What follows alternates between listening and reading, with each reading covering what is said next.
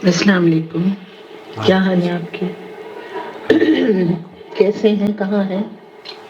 یہ سوال ہے آپ سے کہ یہ جو ہم اپنے پیاروں کی قبروں پر جاتے ہیں قبرستان، تو دیکھتے ہیں کہ کسی قبر کوئی بیٹھ گئی ہے یا کہیں مٹی نہیں ہے، تو عموماً لوگ ایسا کرتے ہیں کہ ان کی مرمت کروا دیتے ہیں، مٹی ڈلوا دی، چاروں طرف کوئی پتھروں کا وہ کڑا سا ہوتا ہے وہ بنا دیا، کوئی درخت لگوا دیا.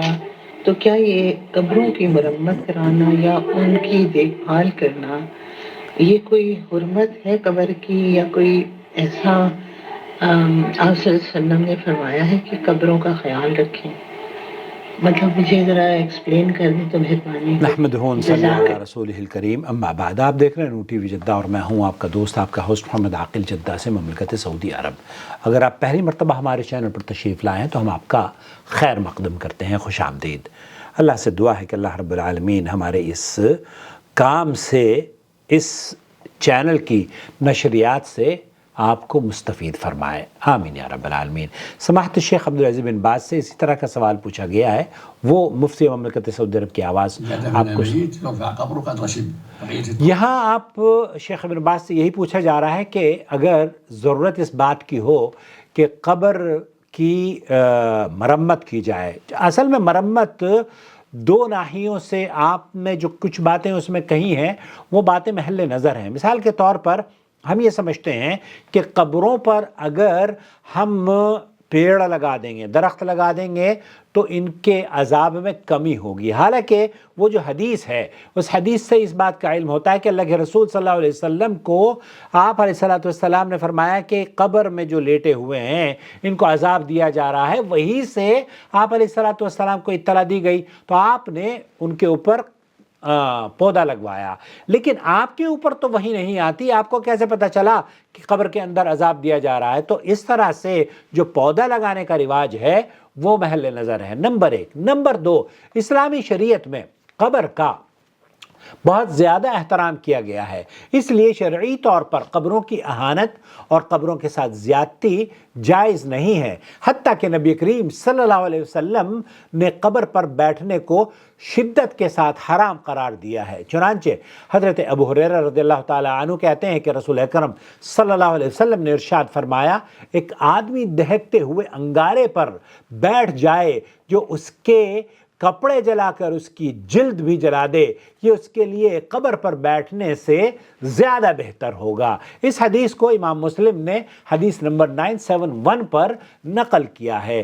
قبروں کے احترام کا مسلمانوں نے تقاضا، قبروں کا جو احترام ہے اس کا تقاضا یہ ہے کہ قبروں کی اتنی دیکھ بھال رکھی جائے جس سے میت کا تقدس پامال نہ ہو اور میت کی بے حرمتی نہ ہو، میت کو اہانت اور تکلیف کا سامنا نہ کرنا پڑے. چنانچہ اس کے لیے چند چیزیں آپ کی خدمت میں پیش کرتا ہوں. قبر کے سر کی جانب پتھر وغیرہ اگر کوئی رکھ دیا جاتا ہے جو کہ نشاندہی کے طور پر ہو، تو حضرت محمد مصطفیٰ صلی اللہ علیہ وسلم نے صحابی جلیل عثمان بن مظعون رضی اللہ تعالیٰ عنہ کی قبر کے پاس رکھا تھا، اور یہ آپ جائز ہے اور رکھ سکتے ہیں. یہ سنت ہے کہ قبر کی سر کی جانب پتھر، لکڑی وغیرہ کوئی بھی ابری ہوئی علامت رکھی جائے، اور اس سے قبر کی کوئی تقدس اور اس کا احترام نہیں ہے، بلکہ اس کی نشاندہی مقصود ہوتی ہے کہ یہ فلانے شخص کی ہم نے یہ یہاں پر قبر موجود ہے. نمبر دو، سطح زمین سے صرف ایک بالشت قبر کو بلند کیا جائے، اس سے زیادہ نہ ہو. نبی کریم صلی اللہ علیہ وسلم کی قبر مبارک ایسی ہی تھی. چنانچہ ابن قدامہ رحمۃ اللہ علیہ کہتے ہیں کہ قبر کو سطح زمین سے ایک بالشت بلند کیا جائے تاکہ معلوم ہو کہ یہ قبر ہے، اس سے قبر کا احترام ہوگا اور میت کے لیے دعائے رحمت کی جائے گی، اور قبر کو تھوڑا سا بلند کرنا ہی مستحب ہے. قبرستان کے ارد گرد حفاظتی دیوار بنائی جائے جس سے قبرستان کو عام آدمی سے جدا کر دیا جائے، اور عام حالات میں محلوں اور دوسرے اشیاء سے اس کو منقطع یا جدا کر دیا جائے تاکہ چھوٹے بچوں کی شرارتوں اور جانوروں سے قبریں محفوظ رہ سکیں. دوسری چیز جو آپ کی خدمت میں پیش کرنا چاہتا ہوں وہ یہ، قبر کو ایک بالش سے زیادہ بلند کرنا، اس کے منع ہونے کی دلیل حضرت علی ابن ابی طالب رضی اللہ تعالیٰ عنہ کو نبی کریم صلی اللہ علیہ وسلم کا حکم ہے کہ تمام مورتیوں کو مٹا دینا اور سب اونچی قبروں کو برابر کر دینا۔ یہ حدیث صحیح مسلم میں موجود ہے۔ قبروں پر کسی بھی صورت میں عمارت بنانا، چاہے بلند ہو یا نہ ہو، قبے کی شکل میں ہو یا مزار کی شکل میں، کسی اور انداز سے یہ جائز نہیں ہے۔ قبر پر پینٹ وغیرہ کرنا، چونے کا استعمال کرنا، اسے خوبصورت اور مزین کرنا، یہ بھی درست نہیں ہے، اس کو بھی ناپسند کیا گیا ہے اور یہ نہیں ہونا چاہیے۔ اللہ کے رسول صلی اللہ علیہ وسلم نے قبر کو چونا لگانا، اس پر بیٹھنے اور قبر پر عمارت بنانے سے منع فرمایا ہے۔ قبرستان کے ارد گرد بیرونی دیوار کے باوجود کسی معین قبر کے ارد گرد دیوار بنانا یا جالی لگانا، کیونکہ یہ بھی قبروں پر ممنوع تعمیراتی کام میں سے شامل ہے۔ علامہ البانی رحمۃ اللہ علیہ کہتے ہیں کہ قبر پر اس انداز سے آرائش اور زیبائش کے ساتھ اس کو رنگ برنگا کرنا یا پختہ کرنا جو لوگوں کو اللہ اور اس کے رسول کی نافرمانی پر ابھارتا ہے، جس سے صاحب قبر کی غیر شرعی تعظیم کی جاتی ہے، جیسے کہ عام طور پر مشاہدے میں پکی قبر والوں کے قبرستانوں میں دیکھا جاتا ہے۔ قبروں پر مدح سرائی اور اس کے اوپر عجیب و غریب اشعار اور یہ پتہ نہیں تحریریں بھی میت پر نوحہ گری کر کے دروازے کھولتی ہے۔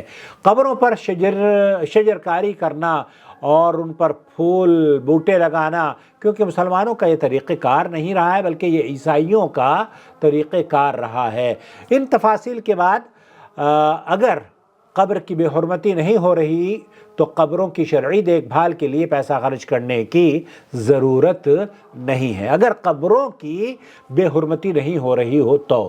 جبکہ قبر پر پلستر، پینٹ اور جتنے بھی تعمیراتی کام ہیں، یہ اگر آپ کروانا چاہتے ہیں تو اس کی ضرورت کیا ہے یہ بھی آپ کو دیکھنا ہوگا۔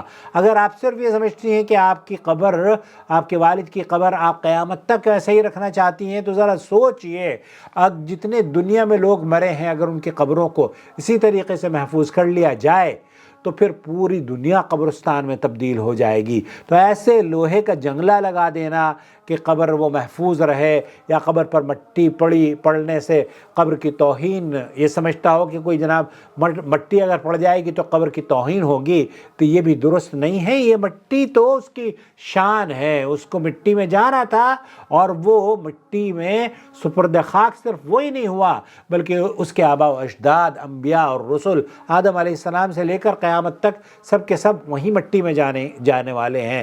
اللہ سے دعا ہے کہ اللہ تعالیٰ جب ہم اس جگہ پہنچے، اس قبر کو، ہماری قبر کو اللہ رب العالمین جنت کا باغ بنائے، ہمارے لیے آرام دہ ہو اور ہمارے سوال و جواب میں ہمارے لیے آسانی ہو، اور ہماری کوتاہیوں سے اللہ رب العالمین درگزر فرمائے، اور ان کاوشوں کو، ان خدمات کو اللہ رب العالمین قبول فرما کر ہماری قبروں کو منور فرمائے۔ آمین یا رب العالمین۔ والسلام علیکم ورحمۃ اللہ وبرکاتہ۔